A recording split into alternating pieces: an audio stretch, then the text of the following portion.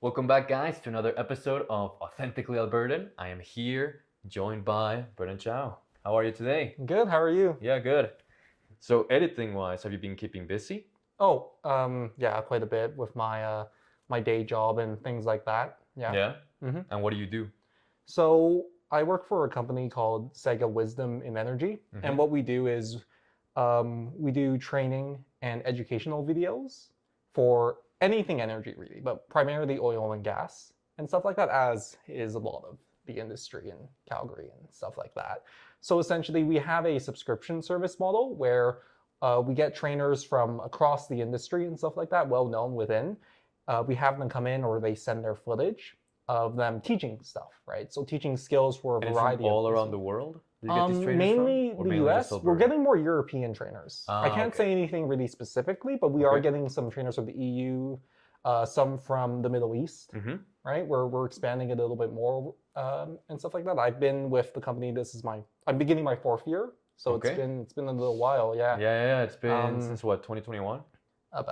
So like around when the pandemic was kind of like it was still happening. Yeah. Right? But it was like wasn't as big, right? I personally felt like it was when it was in the downturn, right? And people were Going back to the Going office, back. but you as an editor, Yeah. do you have an office or do you work from home? So my work model right now is hybrid. Okay. So 2 days I work from home, 3 days I work in the office and stuff like that. It's pretty good, right? I primarily for work related stuff work on a laptop that they okay. provided me. It's pretty beefy. It's a gaming laptop and stuff like Yeah, that, yeah. so it can handle it. Do you have any and games things on like No. No. All right. But yeah, as an editor, I feel like your job, Mhm. how impacted was it by the pandemic? So when the pandemic Mhm. hit and was at its peak, I was studying at SAIT in their Okay. film and video production program, which I believe you Yeah, do that as well or that's something? Yeah. that's as also where well? I graduated from. Yeah. So as you might know, during the final year, there's a lot of stuff that people need to do. People get their roles and Mhm. things like that. I of course did post-production because editing has always been something I've wanted to do. But during the pandemic, it was at a time where could we go into school? Could we not go into school? Do we all have to stay home? And there was a bunch of just stuff happening, So the unlucky thing was the pandemic hit its peak right when we were doing our final projects. Oh, So the no. 10 minutes, the So like 20 minutes. 2020. Yeah, About 2020. Yeah. Okay. 2020 to 2021, right? Okay. I don't want to think about how long ago that was, all right? So, but anyways, we had to switch to a remote hybrid model. And usually the instructors would encourage us to use Media Composer, right? By Avid. Yeah. We didn't get to do that because the licensing for that is pretty expensive. And it's only for the school. And it's only for the school. Yeah. Right? So we were expected to go to their edit suites, right, as we would in industry and work there, but we couldn't. So something that we actually had to do is something we needed to really think about with our workflows is this remote sort of editing where everything either needed to be handed off like at the door with masks on, handing off hard drives, or completely remote over cloud, right? Yeah. And what we ended up doing is a lot of our projects were done almost entirely in DaVinci Resolve, which at that time had I think it still has a pretty decent free version, right? That fulfilled like all of our needs. But the big difficulty there that we ran into was codecs. Because some of the codecs were either not supported by DaVinci at all, or you needed premium for some of our projects. Can you tell the audience what codecs are? Okay. So this might need to be edited out because I haven't really thought about. But basically, a codec is the format that media is in. It encompasses sort of I think it encompasses color data. There's different color data and spaces for different codecs and things. Yeah. But there's also things like wrappers, which like if you see something like .mp4 is the wrapper, right? It wraps it and it hands it off. Okay. The majority of MP4 files you would usually find are H.264. H.264 is the codec and stuff like that. So that leads to MP4. You can switch them up, okay. But that's a very common combination. Is H.264 or H.265 .mp4. at least with what I'm familiar with. Like all the files I work with at work are H.264. But generally for short films or even feature, you'll almost never see it because the strength of the codec and the wrapper more specifically is it compresses the data. So it's smaller. A lot of people in media would know that files get big and they get heavy, right? But you want all of that detail and stuff like that. Because you're going to put it in a big screen. A big screen needs detail. You know, you're basically putting a magnifying glass on it. MP4s are web. Yeah. Right? They're your YouTube videos and then on all that, right? Alright, so you were editing at SAIT, and you know, at a time where the pandemic was happening, you were handing in hard drives and stuff for the edits. Actually, funny story. You know, when I first began this program with TELUS offered a way for us to edit via satellite remotely. So what they did is that they had a bunch of servers in Vancouver that ran Premiere Pro, and you could access it from your house. Yeah, it was crazy how that worked. It was a little bit slow. I mean, I had Premiere from SAIT, so I didn't use it that much, but I knew other people who were doing this with TELUS used it. But I don't know if that was available for Avid. It might have been, but we didn't have access to it. But basically, our workflow and our thought process was, Resolve can do what we need it to, right? It can do what we need it to for the edit, but more importantly, the pipeline from edit to color is seamless because everyone was using Resolve for color. Everyone still uses DaVinci Resolve for primarily color. It's because of it has a different branching system compared to Premiere Pro. Yeah, Premiere Pro has the strips, and then DaVinci has like these different branches. Nodes. Yeah, is that what I think it's what they're called. I think they're called nodes. It's a node-based system. But regardless, that's what the colorists had to use anyways. So it just made sense. DaVinci Resolve was accessible for everyone, right? It ran on a variety of hardware and stuff like that. We weren't explicitly trained on it, so for the editors, we did have to learn it, and we had to like change key bindings and all of that. But it worked out fine, to be honest. And at my day job, we use Premiere, right? I haven't had to touch Resolve in a while and stuff like that. But that's the thing about being an editor in general, and especially in a professional capacity, you just have to use what the client wants or what the project needs, you know? Exactly. Yeah. Because sometimes you will need Resolve, for example, if you're doing color grading, because I know a lot of people are big fans of its color grading system, a lot of editors. Personally, I stick to Premiere. I know that one the best. Premiere and After Effects. Anyways, when you were doing your final project at SAIT, you were post-production, you were editor. What challenges did you face along the way beside the pandemic type of thing? So the biggest challenges, besides the pandemic, I was pretty blessed with having some good projects and some good directors and a good team on a lot of my projects and things like that.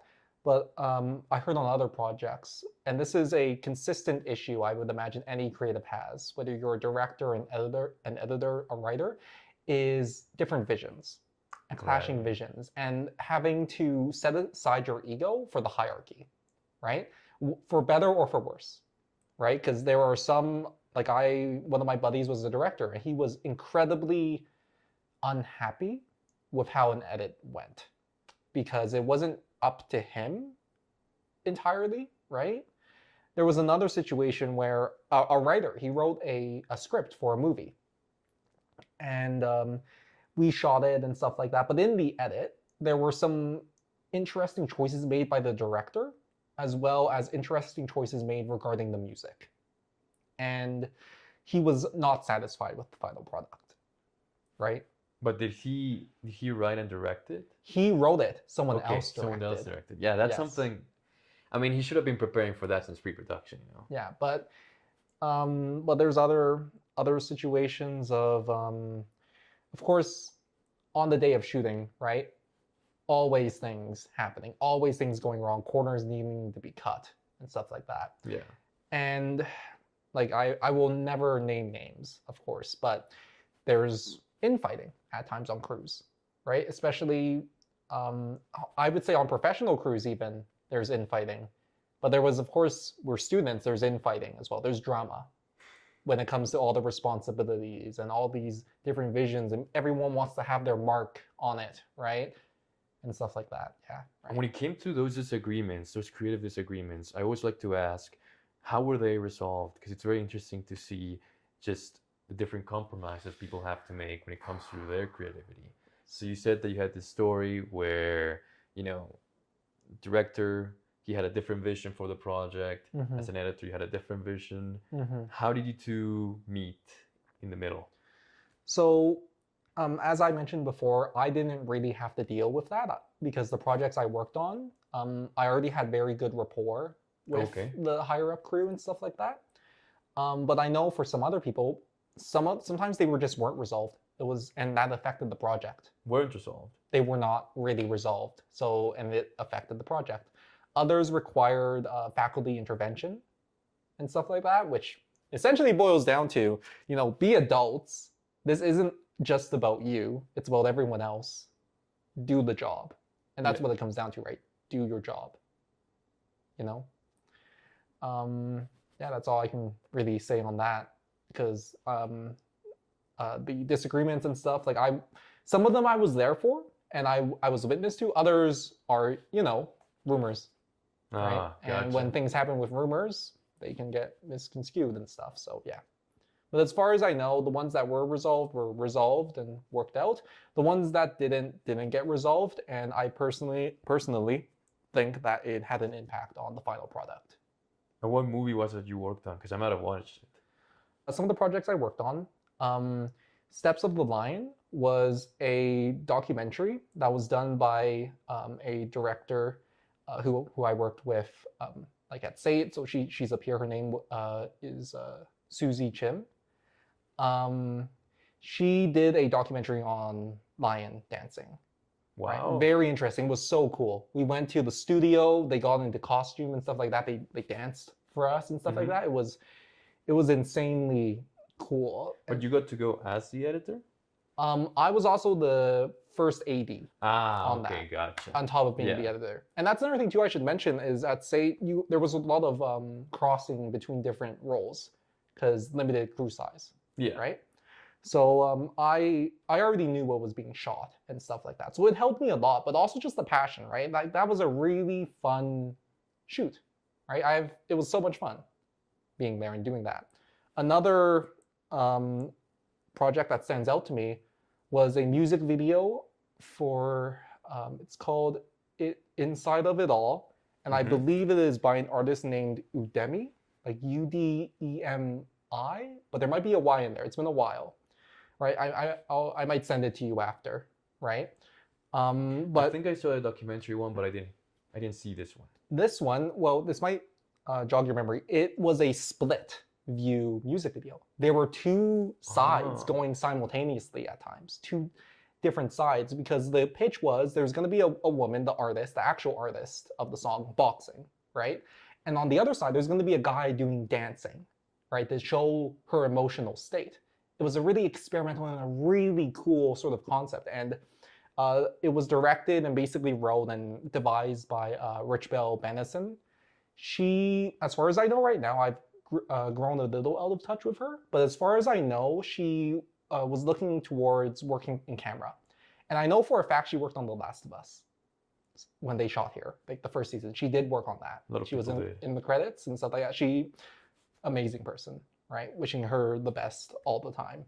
And that was such a fun project to do as well. We went to a boxing gym, right? The shoot and stuff like that. Oh, and we had this like black and white thing going on. It was supposed to, we shot in color, and then in post we made it black and white. So there was a lot of fun with that. And it was just so much fun to do. Yeah. Those are some of the favorite projects I've done in my career still, right? Yeah. Nice. After you left SAIT, did you start working with this job right away? No, I did not. Was it Panda Shoots, right? Bamboo Shoots. Bamboo Shoots was where I worked first because I had, as part of practicum with SAIT, I needed to find a production company. And that got me in touch with an editor named Nina Stom, who I had heard her name mentioned before and stuff like that. But she was my practicum supervisor and stuff like that. So I ended up doing some web documentaries with her right? She had me do assistant editing stuff and a couple cuts and things. And then after I graduated, she was like, "Hey, do you want to come on board That's great. for freelance editing?" And of course, I'm like, "Yeah, I've worked on this stuff before. I know you and stuff like that." So I ended up working there for about a year. And during that year, I worked on TELUS documentaries, a lot more of the same documentary I was already doing during my practicum and stuff like that. I met again a editor named Miranda White, who I believe, I'm not 100% sure, but as of the recording of this podcast, I believe helps or does teach editing at SAIT. I haven't seen her. When I went, it was just Dwayne. Just Dwayne. So she might be there. That's the last I heard through the grapevine of what she was up to. But I worked on stuff there. I actually worked as an editor on an award show. I'm trying to remember, because the significant part about that is some of the projects I had worked on were in that. Oh, okay. Right? But I'm trying to remember what the... It could have been like, okay, well... I'm trying to remember what the award show was, but it's a local award show for Calgary, Alberta, and media and stuff like that. So it's local, right? It's local recognition. I edited that alongside Miranda White, and stuff like that. So I worked on a ton of projects and stuff like that at that time. Another thing I did after SAIT was I did PA work on the first season of Fraggle Rock. So I was on set. And actually, I got to be an extra. Fraggle Rock was a great work environment. Everyone was so nice and stuff like that. It was fun, right? And that's what it should be all about. It was fun. But I've heard stories from peers, and you hear stories all the time of some sets, some productions aren't fun, Yeah. Some productions. Well, sometimes it's the production, sometimes it's the weather too. Here in Alberta. You can never expect. I'd say it's more the production. If you are on a production where, for whatever reason, right, as we talked about, friction in the crew, right, lack of respect, stuff like that, it's not going to be a good time because you aren't enjoying working with other people for whatever reason, right? Whatever reason. Which high school did you go to? The high school I went to was a private school called Calgary Academy. Okay. And the reason I went there is I struggled a bit in public school with like learning disability sort of stuff. So my parents felt like I'd be better in a private school with smaller class sizes, more opportunity for one-on-one sort of guidance from teachers and stuff. Yeah. And I'm fortunate to have a family who can do that, who could do that for me. So that's where I went to for high school. Yeah. Nice. Did you notice any difference? Because I've never been to a private school here. You see a lot of difference in demographics. Oh. Now, this might be something you might need to cut out because it's off topic and stuff, but there was a tremendous amount of white people. Oh. A tremendous amount. I was only one of 2 Asian men in my grade. There were no Asian women. I did not see a single black person at that school. Almost all white. But it goes to show it was a private school. You needed to have the funds to send your children there. A lot of the people there, their parents were oil and gas tycoons or engineers, doctors, like really kind of like wealthy people, right? So that's one of the big things I noticed even then, and looking back now, right? It's like you just tend to see that stuff, right? And you tend to think about that stuff in the sense of like the differences in demographics when it comes to stuff like that. But what about the teaching style? Was there something different about the private school that made it different than public schools? For me, there definitely was a good boon of that one-on-one stuff. But at the same time, there was a lot of attitude too, not from faculty, but from students. But that comes with the demographic.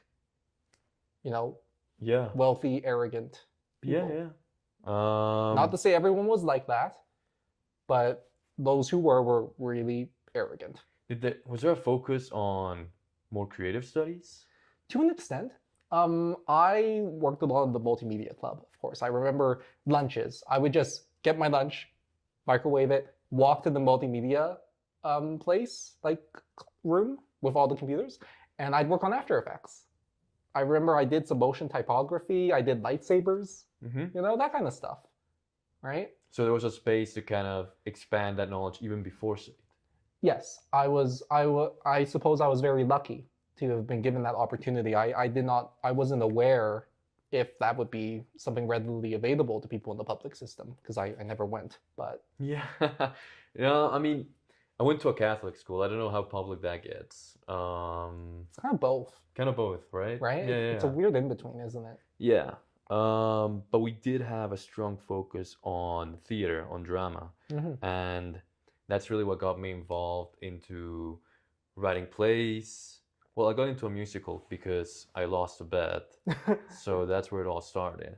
And then I got to write my own plays, direct them, act, and I don't know, this sort of work was always like a second option in case science didn't work out, because I wanted to be a cellular molecular microbial biologist, but that always involved a lot of chemistry, Yeah. which I wasn't a big fan of. I was a big fan of biology and Me physics. too. I love biology. I hated physics. I despise physics. What do you mean? How can you hate physics? I just didn't like it, dude. It's math. And contrary to what you might think from someone like me, I don't like math. You know? Love math. I love social studies. Mhm. I love biology. I didn't like math. Now, your current job, how'd you get started in it? So my current job was also through SAIT in a sense. The story goes from like one of my bosses is they reached out to SAIT looking for editors, media people, and I remember SAIT, one of my instructors, Phil. I'm not gonna try his last name. I don't want to. Torno. Yes. Yeah. We all know Phil, right? Yeah.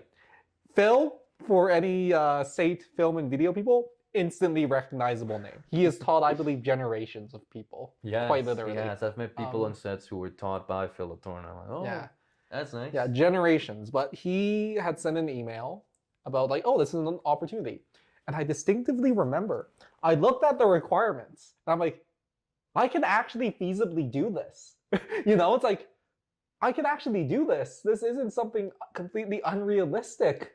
You know, like every other job posting nowadays, Yeah. especially when you're starting out. So what were the requirements? So the requirements were, you know, like Photoshop, but mainly Premiere, right? They mentioned Premiere, and I had experience with Premiere, and it was experience with making long form sort of lecture videos and stuff. And I'm like, that's not that hard, right? I've done documentary and stuff, and just a whole bunch of things where I could list it down that I've done this. The only thing that wasn't on that was for, actually, now that I'm thinking about it, it wasn't listed, but I went and I saw their YouTube channel to see what they were making. Okay.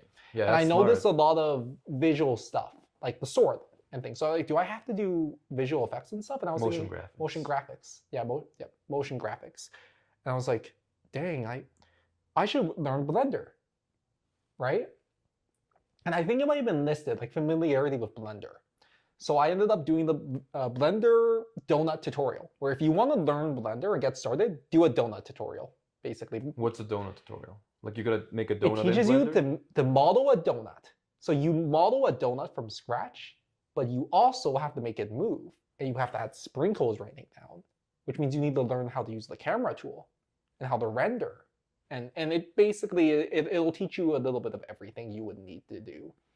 I also did some After Effects stuff for a logo animation. So I ended up taking I really wanted the job, you see. So I took their logo from just a public source, and I made this like cool sort of golden sheen, right? Nice. It was basically just like this mist, and the logo comes out of the mist, and there's this gold sheen to it, right? And I sent that to them too. It's like, hey, I did this. Look at this, right? And I contributed. I demonstrated to them like a commitment, and that I really wanted this, and I have the skill set to do so. And yeah, that was 4-ish years ago, and I've been working there ever since. Nice. Yeah. But good tip on researching who you're applying for, and then personalizing your skill set to what they're doing. Yeah. So you saw that they were doing motion graphics, and you're like, okay, I'm gonna make your sign, your logo, I'm gonna make it golden, make it real nice to showcase what I can bring specifically to you. Yes. I think that's a great strategy. Yes. But any other advice that you like to contribute when it comes to getting editing gigs? There's two camps, I think. So for freelance stuff, it's, as we had briefly talked about before, it's connections, right? It's finding out who likes making films, who might need an editor, and then talking to them. The issue, though, with that freelance stuff in indies, not a lot of money. There isn't a lot of money there, right? And it's going to be a lot of work for very, not very likely, but most probably minimum pay, right? Not truly getting enough money, right, that you would need and stuff like that. That's one avenue. And another avenue is maybe getting lucky or looking out for opportunities. But if you think about it, I got the opportunity because I had a connection. My old professor sent me this job offer to SAIT students first. The job I have now was never publicly put up. It never appeared online. It was only through SAIT, through a connection through SAIT, that I even knew it existed. I guess maybe because they were really looking for a person who they could trust and they could rely on, and they knew that SAIT was the place to go. Like, yeah. SAIT tends to produce those kinds of people. Yeah. So that's what I was told by my higher up. And the funny thing about the whole Blender thing is I actually very rarely use Blender at my job. I thought I would be using it a lot more, which is why I learned it and I did all of that. My boss, he loves Blender. So he usually handles that stuff because he really likes it. He really likes doing that stuff. And then he just hands me the assets and I throw them into the timeline and stuff. So you guys are more like a post-production house? Not really, because we're very much an oil and gas adjacent business. Okay. All of our clients are in energy, right? And I've done my own personal YouTube stuff. Like I have multiple YouTube channels where I post different things like gaming edits, AMVs. I'm not sure if you're familiar with them. They're anime music videos. So when I was in high school, a lot of the editing I did was actually just downloading anime online and making music videos with those. I love music video editing. I've never, that's not true, because I talked about I edited a music video on SAIT, one of my favorite projects. And another reason I like the lion dancing one is music was a big part of that as well, right? I actually just directed a music video for a buddy who had this idea, this concept.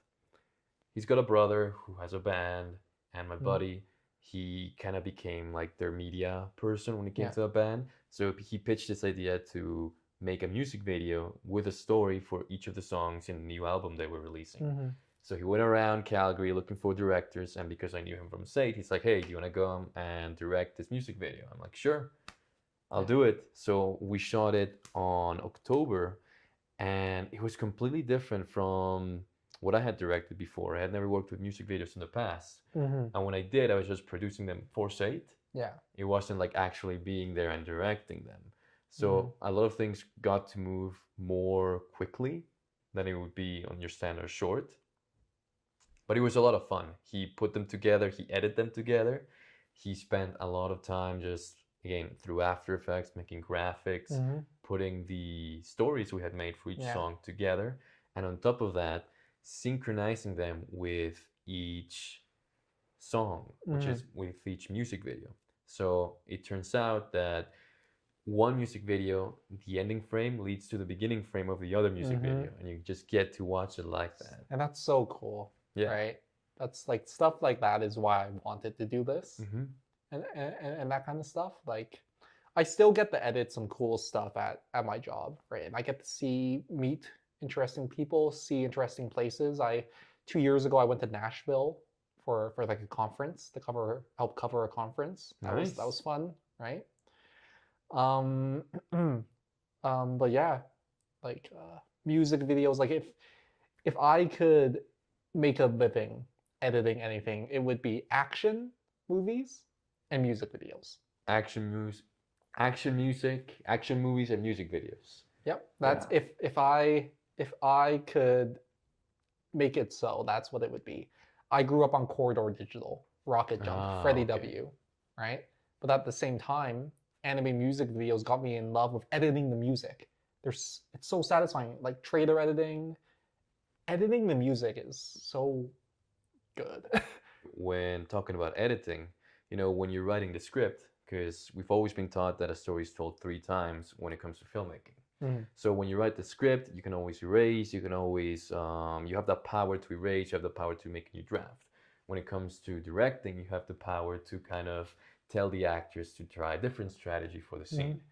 How about when it comes to editing? What type of storytelling happens during the editing process? A lot of it comes down to length. Okay. How much information you can convey in a limited amount of time. Director cuts are long as hell. I'm sorry, I keep saying. Director cuts are very long for a reason. Snyder Cut, looking at you. But I love the Snyder Cut. In general. And this is the thing with directors. Their cuts, their initial cuts are always so long because they want everything. Because they are still tied to when they made the story. Yeah. That isn't always the best thing to do, right? You don't need to use everything. Sometimes you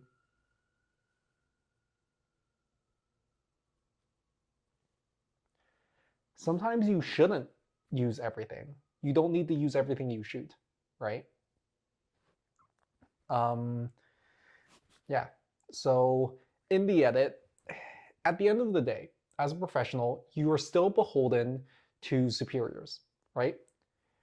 Depending on the scale of the production, the final say might go to the director, but usually it goes to producers.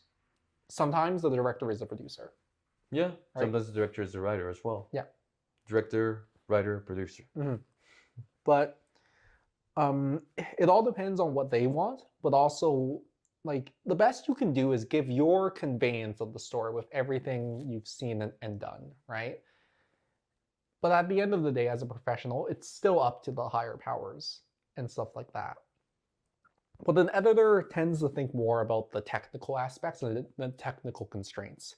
You may have filmed hours of footage, but that has to become a 20-minute short, right? Yeah. It has to. It has to. So an editor has to really think more about those confines. Well, a director may get hung up on preserving their vision. And there are times where a director you almost have to pry their baby from them to say, we have to cut this down. We have to cut this, or this scene serves no purpose. Yeah. Yeah. Because you got to keep the story going, you got to keep the pacing going. So as an editor, I'd say your main thing is to focus on the beats. Like if a movie was a song, you'd be focusing on the beats. Tempo. Making sure. Tempo. For sure. Exactly. And something I go back to is, for me, it's like, what is the scene trying to say? What is its purpose? If it can accomplish its purpose, that should be the first and foremost thing it should do. Anything extra is extra. And it's up to interpretation, right? And I feel like this is a thing that a lot of indie short films, I find, is a pitfall. They try to become so experimental, and it's about the message. It's about, you see they're looking out over this lake for 30 seconds. That's important. Okay, why is that important? I've seen films like that. Yeah, I'm bored. Why do we, right? At the same time, I can also see the other side of the argument. Of course. And I don't mean like the single shot for 30 seconds. I mean the experimental stuff. The convoluted camera work, because they're indie. They want to showcase what they've got. So a lot of cases also come down to, okay, well, this scene is long because it's one shot, and we want to showcase how we as a production company, as a crew, can make this one shot work. Yeah. So they'll follow the character around, do this, do that. Like, I've always wanted to direct a one shot. Oh, they seem really cool. And for me, as an editor, I want to do a mimicked one, right? Okay. I want to do one where, like 1917, Yeah. where it feels like it. The story feels like it, but it's not. It's not there's cuts there. Of course there's cuts. There's some clever hidden transitions of, camera movement or playing with lighting. You go into darkness and from darkness in a different angle, right? Or same with a flashbang, boom, Yeah. an explosion covers the entire screen. Yeah, and then something changes. Yeah. Even the scene that everyone talks about when it comes to this Children of Men, that battle scene at the end had cuts in it. There's I can't remember the name of the TV show, but there was a Canadian police show it's called 19 something. It's 19-1, I don't know, but there is a very iconic sequence of a mass shooting at a school that is shot in almost a continuous way.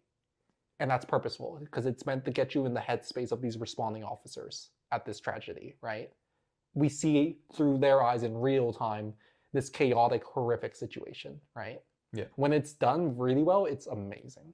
I wanted to talk about also you being an editor here in Calgary. How is the editing landscape here in Calgary? Because there's not that many post-production houses here. A lot of people go to Toronto, then to Vancouver. It's a problem of oversaturation versus undersaturation. Okay. Where we do have production houses here, but they fall under the same pitfalls as any. You will have an easier time getting into those if you are either A, incredibly talented, where by that point, why aren't you running something yourself? Or you know someone. Yeah. And you can get your foot in the door that way. Production houses also struggle. Some of the production houses I applied for my SAIT practicum aren't around anymore. I genuinely don't believe the Bamboo Shoots office I worked at is there anymore. It's not there. I don't think it's there anymore, right? I know for a fact that the people I worked with there aren't working there anymore. They've moved on to other things, right? They were there longer after I had left because I was on freelance, right? I was a freelancer. I had the freedom to just decline work. I wasn't signed. Do your own thing. Yeah. But there is good stuff there, right? Like if you can become an employee and stuff. Like at my current workplace, we have contractors who basically do the same thing I did at Bamboo Shoots. They're freelancers. They're freelancers, yeah. But they don't get the same benefits I do, of course, right? They don't get that steady salary with insurance and employee benefits and pay time off, right? But it's something, you know? The reason I stayed here is I did consider like leaving and stuff like that, but my family's here, my friends are here and stuff like that, and it's such a big risk to move to a different place, you know? You think so? I would say so. I would say so. Depending on your financial situation normally, right? You would need to gamble on getting a job, right? Because the job markets in Toronto and Vancouver, they can be oversaturated. This isn't to say it's impossible. Would you ever consider starting your own post-production house? Maybe in a decade. In a decade. Maybe two, but right now it's not really a big priority. Yeah. Yeah, for now. It wasn't really an aspiration necessarily either, but things can change. Of course. Yeah. And then again, like things are coming here to shoot from Vancouver and Toronto. Mm-hmm. So that's also good. You know, that's also raising more awareness that there is economic development here in Calgary, here in Alberta to shoot. Yeah. For crews and stuff. Not necessarily post-production. Yeah, that's the thing. Because the editing is either done in America, where these companies and productions are coming from, or it gets offshooted to Vancouver or Toronto, where there are more experienced and more well-known production houses there. But I'd argue with more oversaturation in Toronto and Vancouver, there also come more opportunities. There are, but also more competition. There are also, in general, more expensive cities to live with their own problems. Yeah. Yeah. Yeah, I don't know. I mean, if I was an editor, it'd be tough. It'd be tough here in Calgary. I respect what you're doing a lot because there's not that many creative endeavors here, aside from when things are shooting. And then you're right, when things are in post-production or in pre-production, it's all done in the US or in Toronto or Vancouver. But here, people just come to shoot and that's it. Yeah.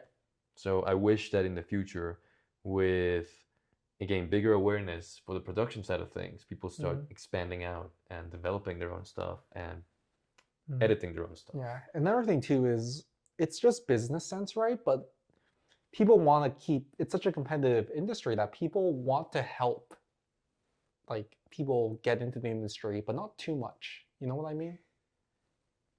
Right? Like, help them enough, but not to the point that they'll replace or they'll whatever, right? To an extent.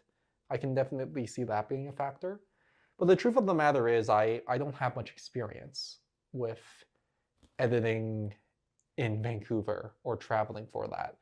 Some people can also make their careers editing everything online remotely. That's for true. YouTubers, for That's Twitch another good streamers. thing for editors is that they can work remotely. Yeah, incredibly remotely, to be honest. Yeah, with how technology has gone with cloud storage and downloading, and fast data transfer rates. Yeah, you theoretically sometimes never even need to leave your room. You could actually be in vacation, do a little bit of work there. Yeah, you then could. don't have to come into the office. Yeah, you could. Yeah. But then it wouldn't be much of a vacation if you're working. Yeah, it depends. That's a privilege that editors have, is that they can do the work remote, and especially now that the pandemic happened and people are prepared for it. That mindset can keep going. That actually is part of the reason why Sega Wisdom, I feel like, has gained traction the past couple of years and has seen good growth. Is the pandemic has highlighted these remote learning solutions. You don't like the niche that Sega Wisdom was filling is before what these oil and gas companies and these energy companies would do is they would go to an instructor and say, hey, we will pay you to come in person and teach one class, right? But our platform, it's on demand. They do have to come into our studio and they'll record, but all the information and all their wisdom and their credentials and everything they're sharing is on demand. You don't need to get a time and get a classroom full of your employees to train them. They can be trained on their own time, right? So that is the niche that Sega Wisdom has been filling thus far, right? Yeah, that's what the company I work for does. Do you ever see an editor such as yourself using AI as a tool? I definitely can. There was a saying I was told from a mentor I worked under. Editors are the most efficiently lazy people there are. And it's true. Streamline. Get things done as efficiently as possible, as quickly as you can with as much little effort, right? Yeah. You know? I can definitely see AI becoming an interesting tool for, right? Like, it would be so cool, you know, for as an assistant editor. I just press a couple buttons and everything is organized for me. And my only job was to look over it and make sure it didn't screw up, right? It would be an immense time saver. But the slippery slope, as I said, is what if it gets to the point that you're not even needed anymore, right? What if it gets so good it will never make a mistake? It's more perfect than you are. Yeah, you just give it one video to analyze and it knows the template of the cuts. Mm-hmm. Yeah. And you just need to feed it the footage. Mm-hmm. That's some other AI made. And even, yeah, exactly, too. That too, right? Yeah. Because animation too, like visual effects. There was a Reddit post I saw of a guy who he filmed a small short, and all the visual effects in it were AI. There was a scene where he's like over a fire, right? He's like cooking something. He showed the original footage. It's just a bunch of logs. AI added the fire, and the lighting, and the smoke. How will it look like though? Did it look realistic? Pretty damn convincing. Wow. Pretty damn convincing. It looked like something you do in After Effects, right? There was another shot with a horse, but that's where things started to kind of get weird, where the horse had like an extra leg. Yeah, no. Right, but it was pretty frightening. And you can see why that would be worrying. It's because of that technology, a young VFX artist is out of a job, right? Is out of a gig.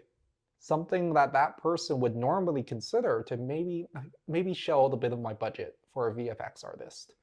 You know, maybe not a big guy because he'll charge too much, but like a little guy who's just finishing school and in school and wants experience.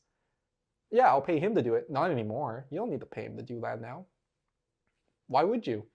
This software right now is free, and it gives a good enough result. It's good enough.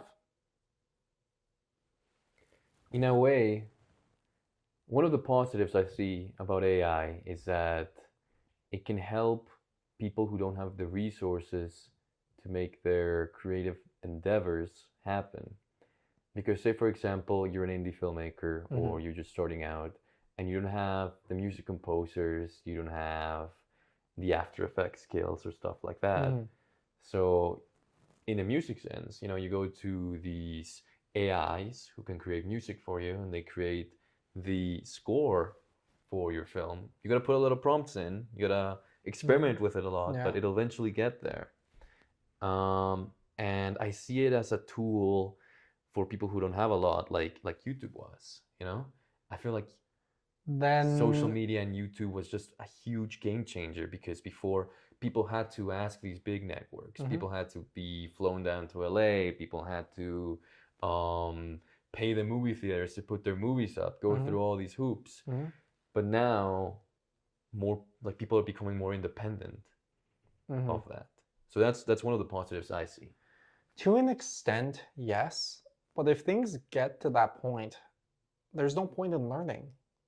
You just said if oh, isn't very good with After Effects, then learn After Effects. You're not good at writing? Write. You're basically at that point telling something else to make something for you, to give you a piece of dopamine. That's right.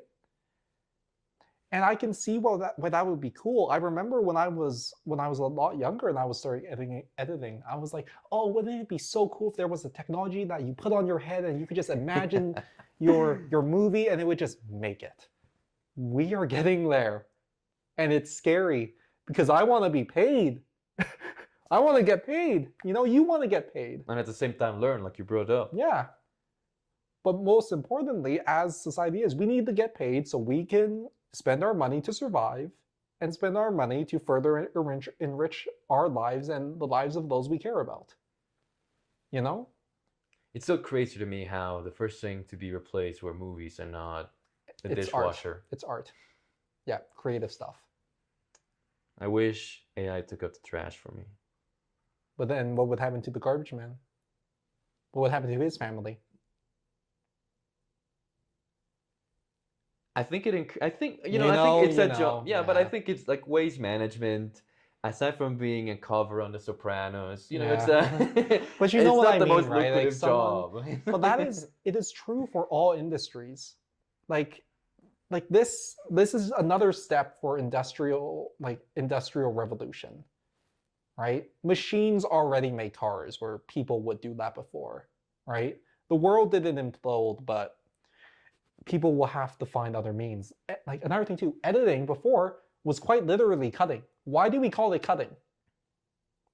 Because with the film, you used to cut it, piece it back together. Exactly.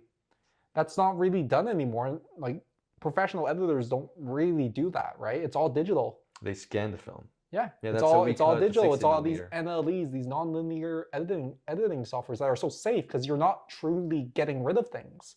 Every cut isn't getting rid of a tangible piece of content, you know? The world didn't end there. It opened up new opportunities. So one could remain optimistic of AI being a creative tool instead of a replacement. But the sad truth is that those with the money and power will try and exploit it, right? And unfortunately, there might be a circumstance where there will be people who are given no other alternative. You just lose your job, right? Or the worst part, like what really pains me with AI art and why I don't like it is it's not truly AI. These aren't artificial intelligences with like sentience like we are. They are copying things. To do all of the stuff that AI needs to do, someone has had to have made it first. So yeah, right, they are learning for you. Or just plagiarizing. Yes.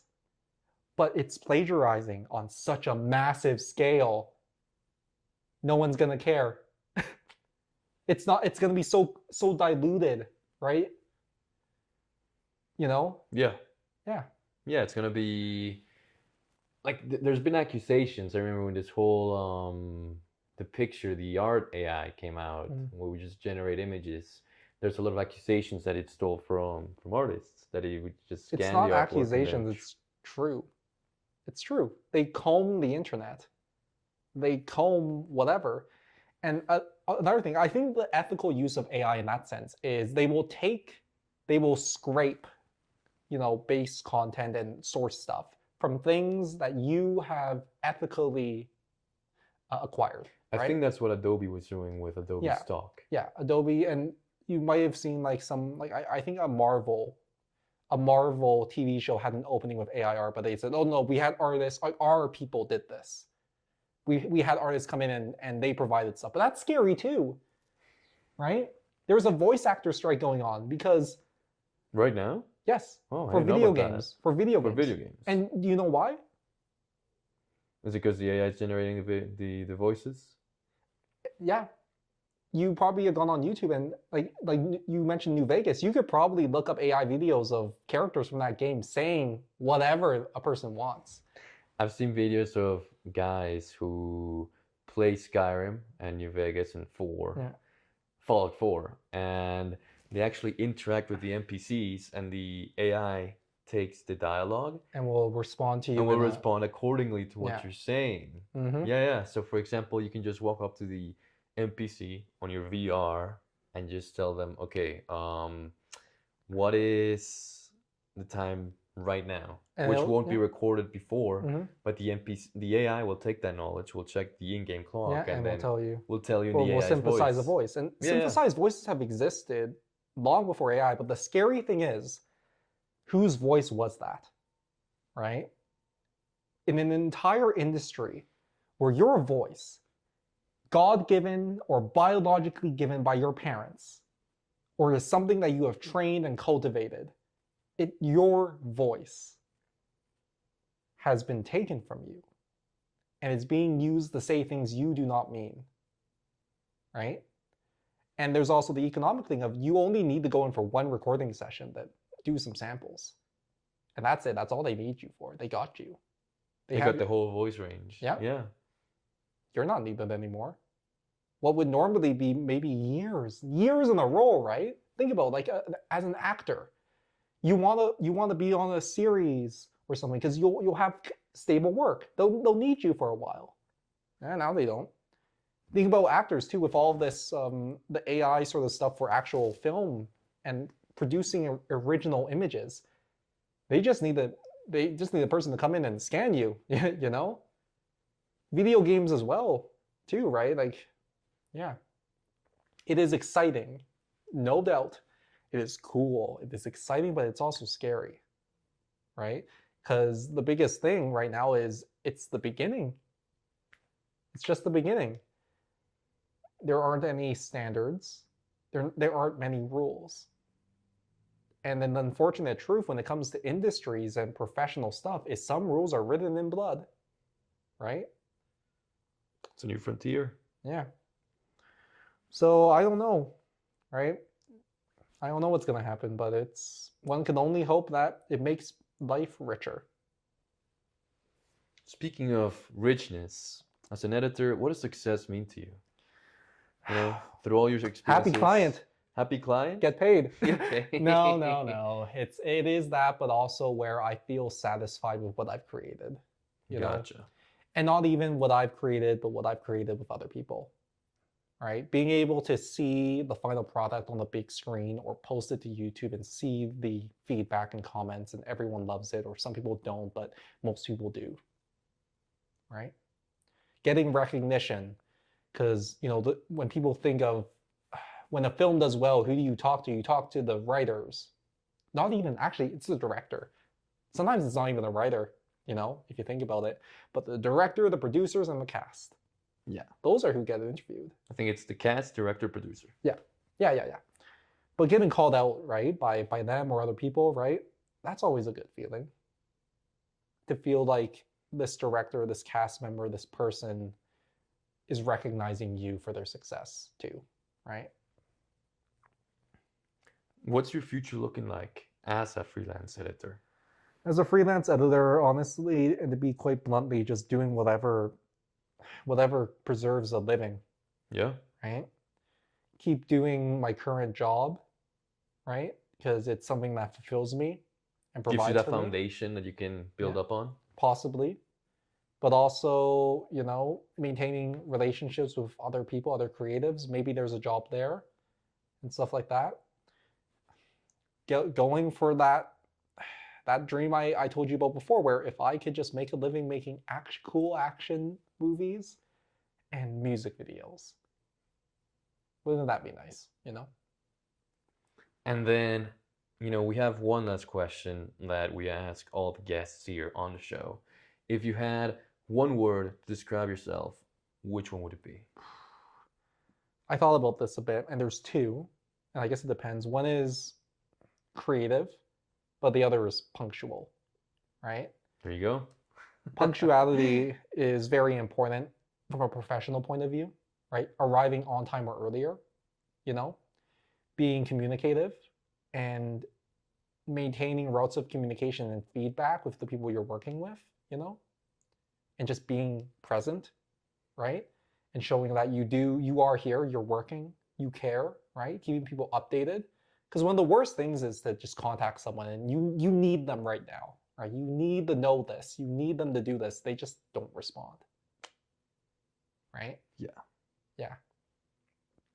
And stuff like that. So, but creative as well could apply but it's really general because I'm creative. I'm not much of an artist, but I like editing. And it's funny too, our conversation on AI, because what am I except someone who enjoys taking what other people have made and making something out of it and putting it together, right? Yeah. Right? For someone else. For someone else. I didn't if you think about it, right? Yeah. Which is why I'm replaceable. Because there'll be something that can do it faster, better, and for no money. But it won't have your experience. Oh, it will. Oh, no, it will, because they would have used my stuff to program it. Yeah, but I'm talking about outside, your inspiration I know what you you get from life. I know what you mean. All right. Yeah. Well, thank you for joining us today, Brennan. It was great meeting you. It was great interviewing you. Thank you for having me. Yeah. And thank you for being here, telling us all your stories, your opinions on AI. Very, very interesting, that conversation. Very deep talk there. Mm-hmm. And thank you guys for watching another episode of Authentically Albertan. Stay authentic.